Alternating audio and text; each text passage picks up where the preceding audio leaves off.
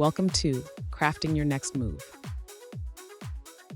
Welcome to Crafting Your Next Move with Lori Kraft, Associate Broker with the Kraft team at Origin Realty Group. Lori is a top producing Houston realtor with more than 15 years of experience helping clients buy and sell homes across the greater Houston area. Known for her honest advice and boutique approach, she and her team combine cutting edge marketing with good old fashioned service to deliver results that speak for themselves. I'm Lisa Mosbey, and today we're talking about closing costs and net proceeds, what sellers should expect to pay, and what they can actually walk away with at the end of the sale. Welcome, Lori. Thanks for joining me. Well, thank you for having me. It's my pleasure. I'm looking forward to your insights today. When a seller wants to understand what they're walking away with, how do you start framing those numbers for them? Well, most sellers have an idea about what they want to walk away with. And I think sometimes it's a mistake when agents work backwards when they say, "What do you want to make out of this deal?"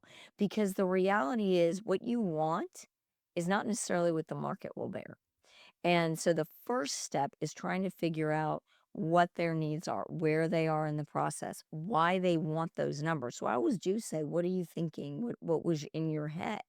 Because if you do that, then you get an idea of they either need to net a certain amount in order to buy this house, their dream house or whatever, or they need that net to walk away clean and not owe money or have to bring money to the table, or they have a fantasy about what their neighbor sold their house for.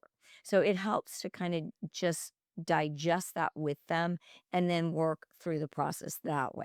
And then we can get into what does net actually mean. And as you walk through closing costs, which expenses tend to carry the most weight for sellers in Texas? This is not gonna be surprise at all. Realtor fees. That is the first thing, uh, very first thing. And, this is where I think all of the changes that have happened in the industry in the last 4 years, and it doesn't seem that long, but it has been 4 years. And since August of '24, I think everything went officially into action. And so we have always had negotiability on commissions. In some states, and I'm gonna brag on Texas, California, Florida, New York have always had very robust sales contracts, and it was very clear. In Texas, for example, our listing agreement is 11 pages. That's just the listing agreement. That doesn't include any of the addendum. It's just the nuts and bolts of it. And we had, I think it was paragraph 20 or something that broke down commissions. Well, what we did with NAR settlement is we just made it more consistent across the country and made sure that every seller out there realized that they don't have to pay the buyer's agent. The only contract that they have at that moment in time is with you and the seller. That's it. And then the rest is negotiable. So when we look at your seller costs, a lot of times we have to bring several different versions of that net proceeds to them. What does it mean if you're going to negotiate out your realtor fees and that negotiable fee is, I'm making up numbers because we have no standard, but let's say it's 3%. What does that look like as opposed to 1%? I have had sellers say to me, that's their deal. If I am not going to pay somebody to negotiate against my interests, and then that's a whole nother talk show. But those kinds of things weigh into it, right? So we have to have a different spreadsheet for different net sheet for if you want or are able to negotiate this amount of money less these amounts in closing costs. And the biggest number is going to be your realtor fee, bar none. Everybody knows they're going to pay a realtor fee if they're going to use a professional to sell their house. But which costs tend to catch sellers off guard if they haven't reviewed the breakdown ahead of time? Title fees, always throw them. Title. And every state's different, right? So I can only speak for the great state of Texas, but we have, and this is more of a historical habit. It's not necessarily not negotiable. We have a tendency to divide the title into the owner's title policy and the lender's title policy, which seems fair, right? So everybody's paying their fair share. But those numbers are not small. And you could be 3,000, 4,000, even $10,000 in a title policy, depending on the value of the house, because everything is based on the sales price. So that shocks people. And they're like, why am I paying insurance? Why do I have to do that? And then that's where you get the bristly, well, I'm not paying for that. And I'm not paying for this, because it is stunning. And that title policy is the guarantee that the chain of title is clean. So nobody can come back on you and nobody can sue you later. So it is a protect, and that's why title companies are run by actuaries and attorneys. That's why. Very important piece, but very expensive one. And is it mandatory to have that in order to close? If you are paying all cash, not necessarily, but it depends. It depends on several factors. But in, I would say, 98% of cases, yes, you're going to need a title policy. Lori, before a home is listed, how do you build a realistic estimate of net proceeds that a seller can rely on? Because it's a long process to sell the house. There's a lot of moving parts. How do you get close on that estimate? Well, we look at days on market. Like, for example, when I do one, I usually run three. I run with different scenarios. Like I mentioned, we're going to look at sales value. And let's say you get top dollar and you're willing to pay top dollar for the buyer's agent because you got top dollar. So you're willing to compensate them. And then we do middle, and then we do end. And that's not necessarily always the case, but it's kind of a good rule of thumb. And then when we're going through it, we are going to step back and really look at each and every piece of that, so that the seller has an opportunity to weigh out and have an expectation. So I'll do things like I'll run numbers on the title. I'm thinking in my head, I'm running numbers if you're, having to pay for a survey, if you're gonna have to pay for not DocuSign, but any kind of internet movement, if you have to have a mobile notary, all those things go into play. So we talk about it. And honestly, we have a lot of people that are moving into and out of Texas. We talk about the great movement in, but we also forget that people get jobs in Florida. Believe it or not, people do move to California from Texas. So we do have that train going too. Those people are going to need a mobile notary because oftentimes they are already in California. And that's expensive. It's $200, $300. So we look at all the nuts and bolts of it so that people have a clean understanding. And then we move that timeline. So you said, how do you know with all these things moving? Well, if you're looking at days on market, which is your best judge, and days on market are, like right now in the neighborhood I sell in, are about 45 days. So 45 days, that's average. So when I'm doing all those shuffling, I'm going to do 30, 45, and 90. I will do FHA, VA, conventional, because they all come with different fees and different timelines. And the timeline, like the sales price, changes everything.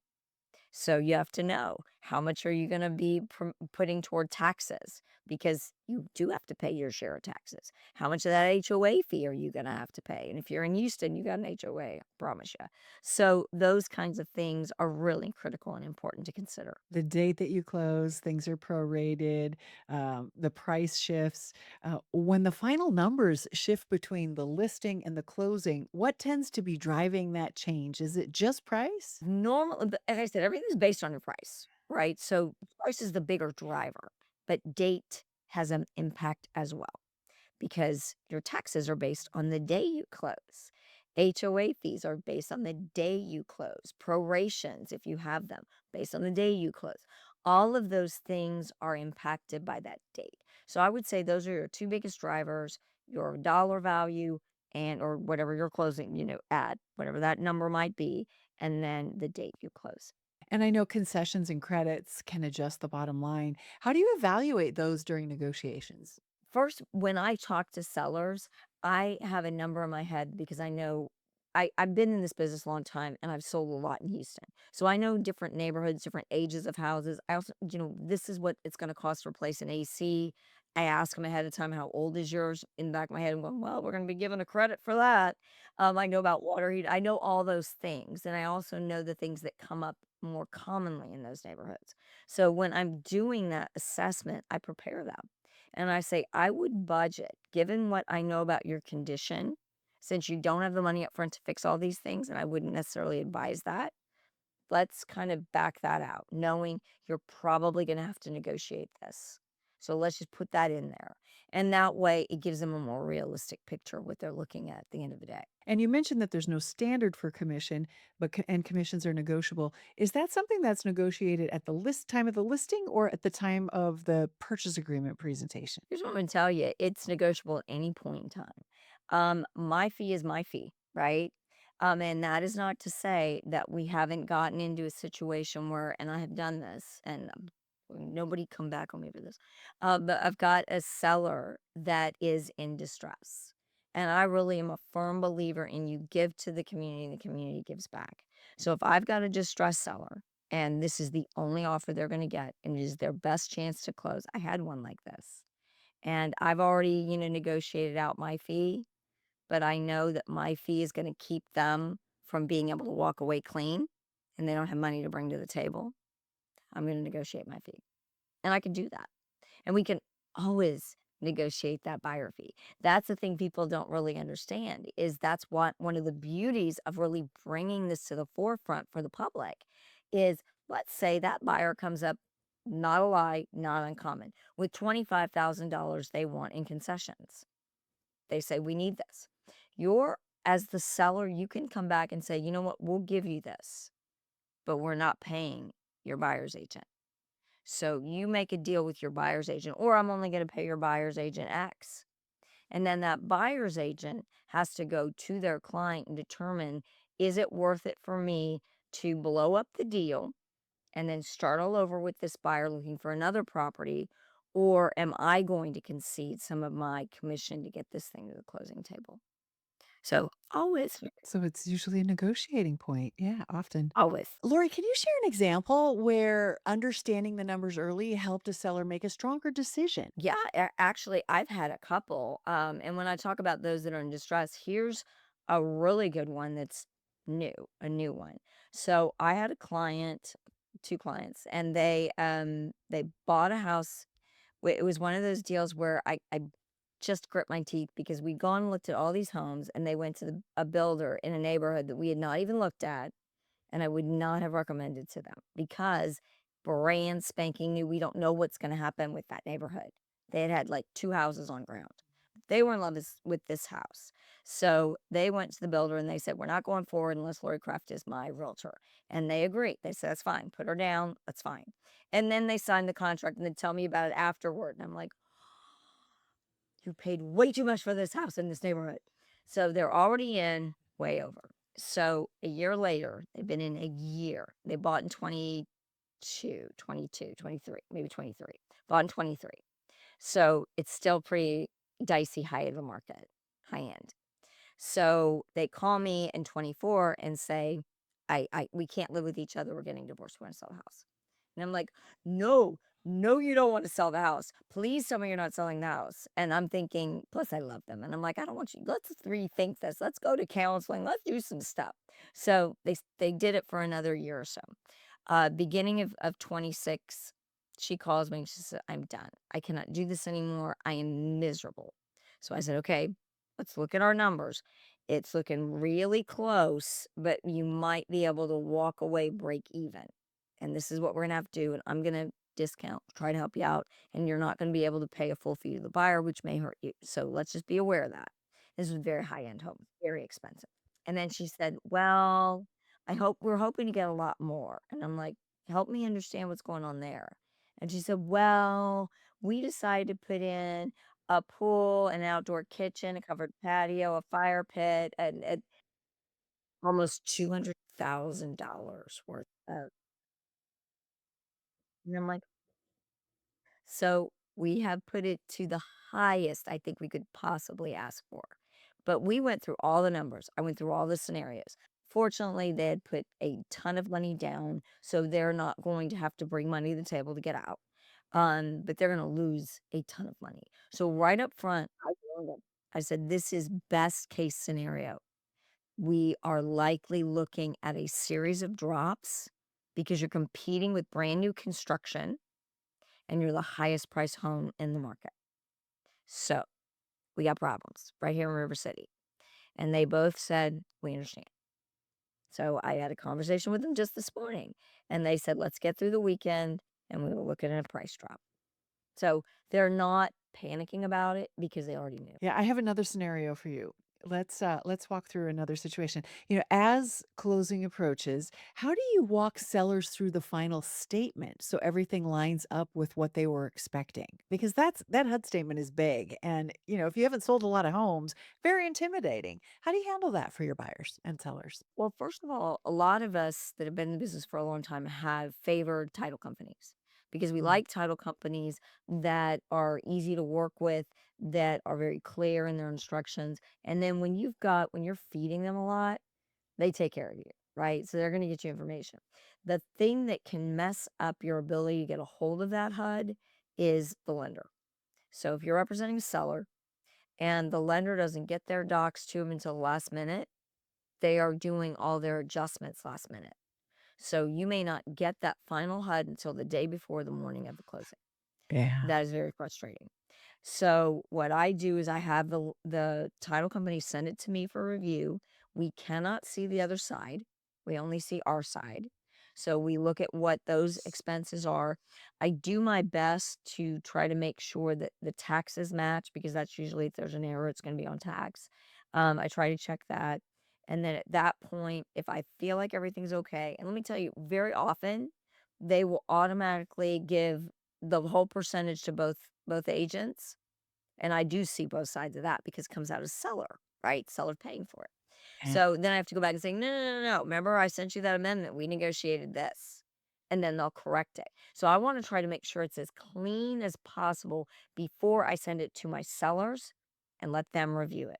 So if they have questions, they can ask me first. And if I'm still not able to answer something because it's just bizarre, then we bring in the title company and then they can clarify.